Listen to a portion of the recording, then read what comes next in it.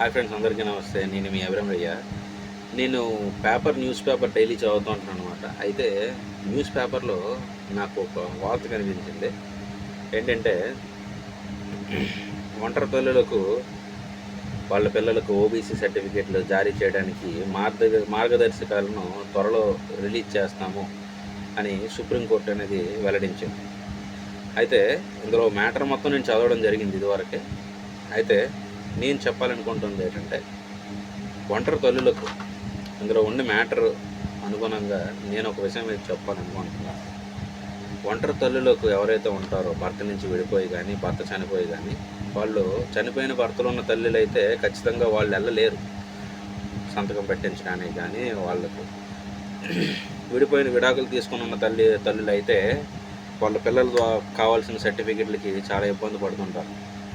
అలాంటి వాళ్ళకి ఖచ్చితంగా ఓబీసీ సర్టిఫికెట్లు అనేవి వాళ్ళ పేరు మీదనే జారీ చేసి, వాళ్ళ పిల్లలు సంబంధించిన కళాశాలలో చేరికలు కానీ, ఉద్యోగ అవకాశాల కోసం కానీ, ఏటి నిమిత్తం కానీ వాళ్ళకు ఓబీసీ సర్టిఫికెట్లు కావాలన్నా కూడా అధికారులకు ఒక సరైన అధికార ప్రణాళిక అనేది సిద్ధం చేసి పెడితే, ఆ తల్లులు, ఆ ఒంటరి మహిళలు వాళ్ళ పిల్లల సంరక్షణలో ఉన్న, అదేవిధంగా ఆ పిల్లలు వాళ్ళ ఒంటరి తల్లిదండ్రుల సంరక్షణలో ఉన్నా కూడా తల్లుల పేరు మీద ఇన్కమ్ సర్టిఫికెట్లని కానీ, ఓబీసీ సర్టిఫికెట్లని కానీ ఇవ్వడం ద్వారా మ్యాక్సిమం ఒక విధంగా వాళ్ళకు కూడా ఒక ఫ్యామిలీ ఉంది, మ్యాక్సిమం మాకు కూడా ఒక స్టెబిలిటీ అనేది సమాజంలో ఉంది అనే ఒక భావన కల్పించే వాళ్ళం అవుతాం. కాబట్టి హైకోర్టు, ఈ సుప్రీంకోర్టు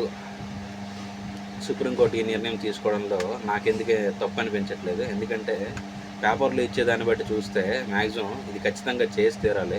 ఎందుకంటే ఒంటరిగా ఉన్న తల్లులు ఎవరు కూడా వాళ్ళ భర్తల దగ్గరికి పోలేరు. అలాగని చెప్పి చనిపోయిన వాళ్ళ భర్తలు చనిపోయి ఉంటారు కదా, వాళ్ళ పరిస్థితి చాలా ఘోరం. అది అందరికీ మనకు తెలిసిందే. సొంత బంధువులు కొన్నిసార్లు పట్టించుకోరు. అయితే ఈ పిల్లల తాలూకు సర్టిఫికేట్లకి ఖచ్చితంగా వీళ్ళ పేరు మీద, తల్లుల పేరు మీద ఇస్తే అది చాలా వరకు బెనిఫిట్ అవుద్ది. చాలా వరకు కొన్ని ప్రదేశాల్లో అయితే పెండింగ్లు ఉన్నాయి ఇలాంటివే.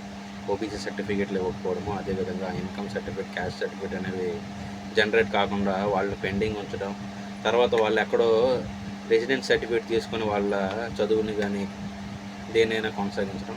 ఈ విషయంలో కాస్త మార్గదర్శకాలు అనేవి త్వరగా రిలీజ్ చేసి వీలైనంత వరకు వాళ్ళకి న్యాయం చేస్తారని నేను కూడా నా వంతు అభిప్రాయాన్ని తెలియజేస్తున్నాను. మీకేమనిపించిందో కింద కామెంట్ చేయండి. మన ఛానల్ తరపున మనం కూడా ఒక వీడియో చేసామనేది కావాలి కదా, అందుకనే మీకు ఏ అభిప్రాయం ఉన్నా కింద కామెంట్ చేయండి. Thank you for watching.